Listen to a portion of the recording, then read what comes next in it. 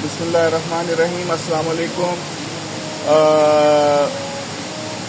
سب کو رمضان مبارک. کافی عرصے بعد میں ایک ویڈیو اپلوڈ کرنے لگا ہوں، تو وہ بھی اس پوائنٹ آف ویو سے کہ یار میں کچھ سوچتا ہوں، سمجھتا ہوں اور معاشرے کا ایک حصہ ہوں، تو میں اس سے جو سمجھتا ہوں وہ میں بول سکوں، اور میں ان فیوچر میں جان سکوں کہ میں فیوچر میں میں کیا بول چکا ہوں ماضی میں. تو چونکہ رمضان شریف ہے، رمضان کا مبارک مہینہ ہے، ٹھیک ہے، اور اس بابرکت مہینے میں قرآن جو ہے نازل ہوا، قرآن مجید فرقان حمید. تو میں پہلے بھی ایک میرا فوکس رہتا ہے، تھوڑا سا میں انسسٹ کرتا ہوں یا اپنا فورس کرتا ہوں لوگوں کو کہ بحیثیت مسلمان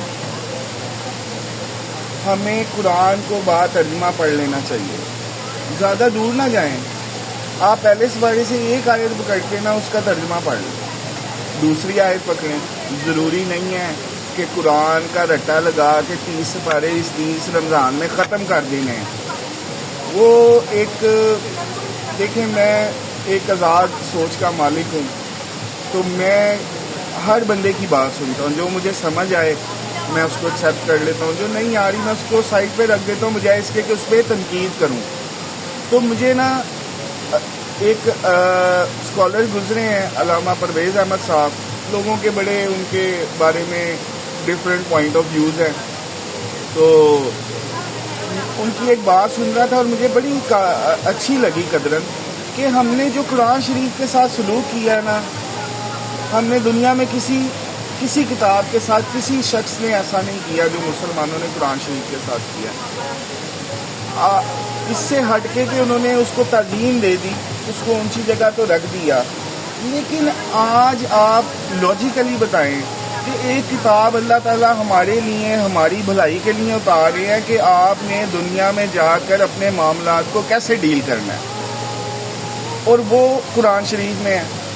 اب اس کو ہم پڑھتے جاتے ہیں اور ہمیں پتہ ہی نہیں ہوتا کہ ہم کیا پڑھ رہے ہیں.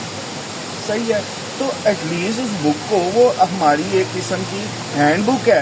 جیسے ہم کوئی ٹی وی لیتے ہیں، سیمسنگ کا لیٹس لے لیا، اس کے ساتھ ہینڈ بک آتی ہے، پروڈکٹ بک، کہ اس کو یوز کیسے کرنا ہے. تو اسی طرح انسان کی بھی ہینڈ بک قرآن شریف ہے. اس کو آپ ابھی بڑا انٹرسٹ ڈیولپ ہو جائے گا آپ صرف ترجمہ پڑھیں. اب تو موبائل ہے، آن لائن گوگل کریں، ترجمہ نکالیں، پڑھنا شروع کر دیں. لیکن ہمارے ساتھ زیادتی یہ کی ہے ملا اکرام نے کہ ایک تو اس قرآن کو انہوں نے اپنے انڈر لے لیا، جو کہ یہ لے ہی نہیں سکے. دیکھیں، ایک نہ ایک دن اسلام نے غالب آنا ہے. انڈر کیسے لے لیا جی؟ پہلے آپ کو مدرسہ پڑھنا پڑے گا، ٹھیک ہے، مدرسے میں رات کو آٹا بھی گوندھ کے دینا پڑے گا مولوی رات کو کھانے کا. پھر وہاں پر رہ کے زندگی گزار کے ہی آپ کو قرآن سمجھ آئے گا، اور پھر آپ گھروں کے لوگوں کے بچوں کو پڑھائیں گے اور ان کو بھی وہی پڑھائیں گے، علی با تا سا، علی با تا، ٹھیک ہے. تو اس حد تک ہمیں رکھ لیا، لیکن سمجھایا نہیں کہ اس میں قرآن میں اللہ تعالیٰ آپ کو زندگی کے معاملات کو کیسے ڈیل کرنے کا حکم دے رہے ہیں، کیا ہمارے حق میں بہتر ہے.